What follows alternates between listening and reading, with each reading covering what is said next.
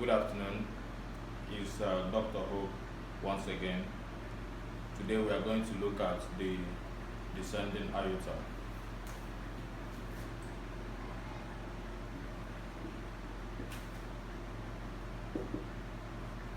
Descending aorta.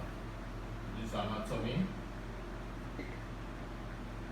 Today's date is 27/3/020. The descending aorta is a part of the aorta itself.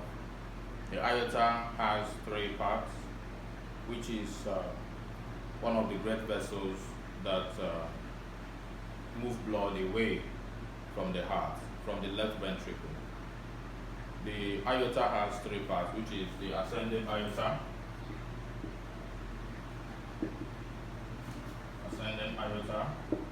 we have the arch of aorta, I will have the descending aorta.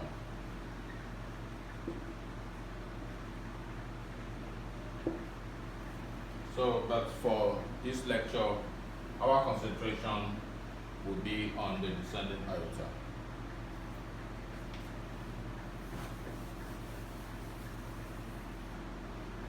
The descending aorta has two parts. We have what we call the thoracic aorta. I will have the other part called the abdominal aorta. So this is the thoracic and this is the abdominal aorta. The thoracic aorta on its own part begins from level of T1 thoracic vertebrae and it moves slightly on the left side of the vertebral column before ultimately getting to the midline, and it exits from the thoracic region via the posterior mediastinum. It gets away from the thoracic region through the thoracic diaphragm, because the thoracic diaphragm actually separates the thoracic aorta from the abdominal aorta. And the extent downwards of the thoracic aorta is from T1 to the level we call T12. So the whole of that region is the thoracic aorta, while the other part is the abdominal aorta. The thoracic aorta has two branches. It has what is called the parietal branch,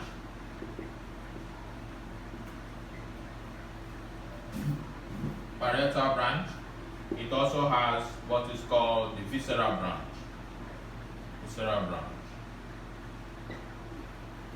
The parietal branch, there are two arteries that form the parietal branch.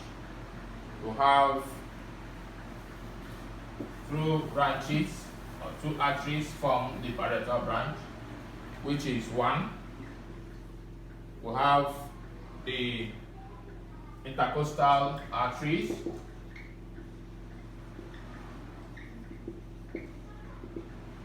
I will have two. We have the first one called the intercostal arteries, and the second one is called the superior phrenic arteries. The superior phrenic arteries supply the superior aspect of the thoracic diaphragm. So aside the parietal branches, the thoracic aorta also has what is called the visceral branches. The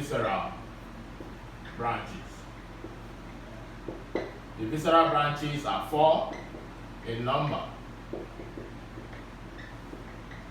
There are 4 in number, We have one. We have the esophageal branch. Esophageal branch. We have two. The pericardial branch that goes to the pericardium, pericardial branch. We have three. The mediastinal branch. Mediastinal branch. I'll have four. We have the esophageal pericardial branch. We have the mediastinal branch. I will have the bronchial branch. Bronchial branch.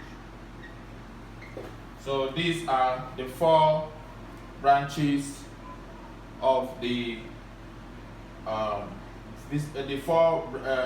branches of the visceral aspect of the thoracic aorta. So we have, as I said before, we have two branches of the thoracic aorta, principal branches. We have the parietal branch and the visceral branch.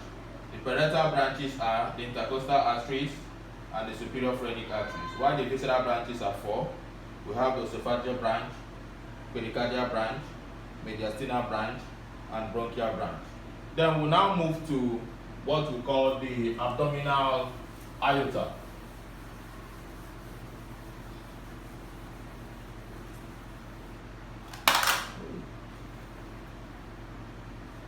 We now move to the abdominal aorta.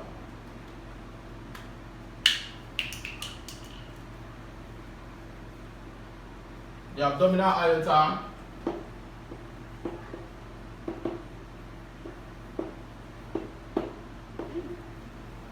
aorta begins from the level of T12 and extends up to lumbar vertebrae 4. It starts from the T12 vertebrae and extends up to lumbar vertebrae 4. And lumbar vertebrae 4, it will split into two, and these two divisions will call it common iliac artery. So it depends. Like if I stay in anatomical position, this side is the right. This is the right common iliac, artery, while this side becomes the left common iliac. So look at the two landmarks, which is T12 and L4. So this abdominal aorta also has two main branches. It has the parietal branch. It also has the visceral branches. It has the parietal branch. It also has the visceral branch. Parietal and visceral. The visceral branches are referred to as being unpaired branches. So you have the first unpaired branch, which we'll call the celiac trunk. Called the celiac trunk. We have the second unpaired branch, which we'll call the superior mesenteric artery. I will have the third unpaired branch, which is called the inferior mesenteric artery. So these are the three arteries, or the three main branches of the visceral branch of the abdominal aorta. So they are unpaired, and they line on the anterior aspect of the abdominal aorta. So these arteries, I'll have to go on and tell you the further branching out of these principal arteries. These principal arteries, for information, supply the viscera, such as the liver, the gallbladder, the stomach, the pancreas, the duodenum, the small intestines, and the large intestines. So the three arteries here are the principal arteries that are responsible for that. So if you come to the celiac trunk, because of the name, the trunk, which is celiac trunk, you have the three main divisions, which is one, you have the common hepatic artery, you have another branch which is called the left gastric artery, and you have another branch called the splenic artery. So these are the three principal arteries that will come out from the celiac trunk: common hepatic artery, left gastric artery, and the splenic artery, which is this. You have the common hepatic artery, you have two, the left gastric artery, you have three, the splenic artery. So while the distance from the celiac trunk to the superior mesenteric artery is 2.5 cm. So the superior mesenteric artery inferiorly separates from the celiac trunk at 2.5 cm, while the inferior mesenteric artery goes superior to the point of splitting of the abdominal aorta, and the length where this point is referred to as the terminal segment of the aorta. So this point, which is the terminal segment of the aorta to the inferior mesenteric artery, is 5 cm. So that is this. So now we'll now look at the unpaired branches of the abdominal aorta. The unpaired branches of the abdominal aorta, they are 5 in number. We'll have the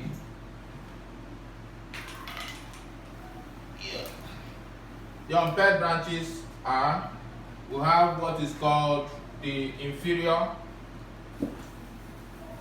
we have the inferior phrenic artery, we have the inferior phrenic artery, we have two, the adrenal artery,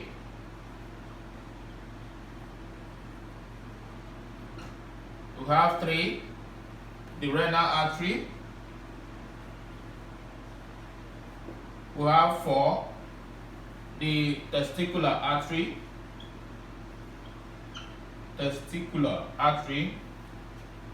this okay, and we have 5, the lumbar artery. So the inferior phrenic artery supplies the inferior aspect of the thoracic diaphragm. I made mention earlier of the superior phrenic artery supplying the superior aspect of the thoracic diaphragm. Then you look at the adrenal arteries. The adrenal arteries supply the adrenal gland, and these adrenal arteries commence from the base, which is there on the posterior lateral aspect of the abdominal aorta. They commence from the base of the superior mesenteric artery. The renal arteries, they commence from a distance 2.5 cm inferior to the superior mesenteric artery, and the length of this renal artery is 7.5 cm. So they commence 2.5 cm below the superior mesenteric artery. Then that of the testicular artery commences between the superior mesenteric artery and the inferior mesenteric artery, halfway. That is where you see the testicular artery. Actually, the name testicular artery is for males, while the general name, both for males and females, is referred to as gonadal arteries. So for females, instead of you having testicular artery, you now have what is called ovarian arteries. Then the other group of arteries are the lumbar arteries, and they supply the posterior abdominal wall. Then we'll now we'll go back to the unpaired branches. We'll look at the superior mesenteric artery. The superior mesenteric artery gives blood supply to the small intestine, the whole of small intestine. It also gives what is called an anastomotic branch to the duodenum and the pancreas, which is called the pancreatico-duodenal artery. The superior mesenteric artery also supplies it supplies the small intestine. It also supplies majority of the large intestine by giving out a branch which is called the ileocolic artery. It also gives out what is called the right colic artery. It also gives out what is called the middle colic artery. The right colic artery, or even the ileocolic artery, supplies the ileum and that of the cecum, while the right colic artery supplies the ascending colon, and the middle colic artery supplies the transverse colon. The inferior mesenteric artery supplies the other parts of the large intestine by giving blood supply to the descending colon, which is called the right colic artery. It also gives supply to the sigmoid colon, which is called the sigmoid artery, and it also gives blood supply to the rectum, which is called the rectal arteries. I want you to note again that if you go up to the celiac trunk again, I've told you that it gives out 3 branches.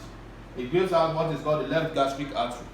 The left gastric artery supplies the lesser curvature of the stomach, one of the anastomotic branch of the stomach, while the common hepatic artery also splits into 3 or 2.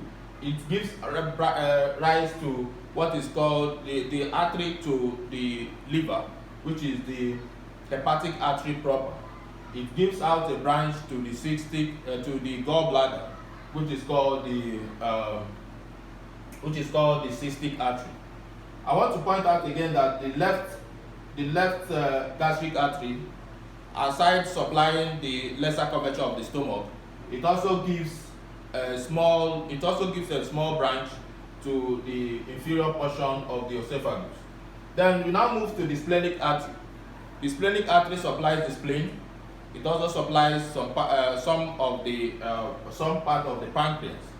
The splenic artery also gives out what is called the left gastroepiploic artery. It gives out what is called left gastroepiploic artery. So, which runs on the greater curvature of the stomach. So, the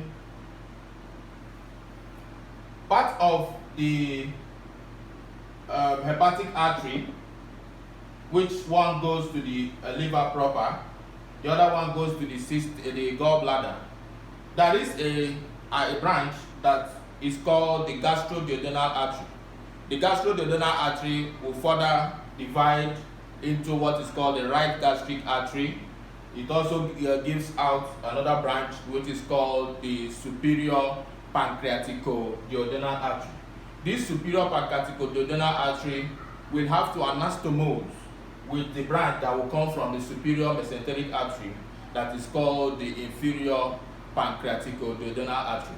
The two of them will form an anastomosis at the head of pancreas, and they will supply both the second part of the duodenum and that of the pancreas. So, in addition to these unpaired branches, which is celiac trunk, superior mesenteric artery, inferior mesenteric artery, there is also one unpaired branch that runs down here, and that one unpaired branch is called the median. We call it the median sacral artery. So that makes the whole of these arteries to be 4: celiac trunk, superior mesenteric artery, inferior mesenteric artery, and median sacral artery. They have now completed the unpaired branches, while the paired branches of the abdominal aorta, there are 5 of them: inferior phrenic, adrenal artery, renal artery, testicular artery, lumbar arteries. Then I guess there was a clearer understanding of the celiac trunk. If not, note that we have 3 main branches coming from the celiac trunk. You have the left gastric artery, you have the splenic artery, you have the common hepatic artery. I told that the common hepatic artery will give what is called the hepatic artery proper, which goes to the liver. You have the cystic artery, which goes to the gallbladder. I will have another branch which is called the gastroduodenal artery. The gastroduodenal artery will further give rise to what is called the right gastric artery, and it gives you what is called the superior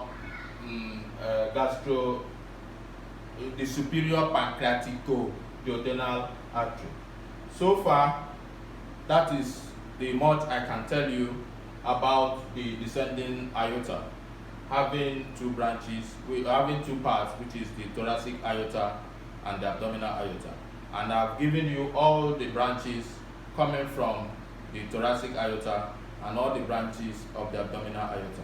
Thank you so much for listening. Thank you.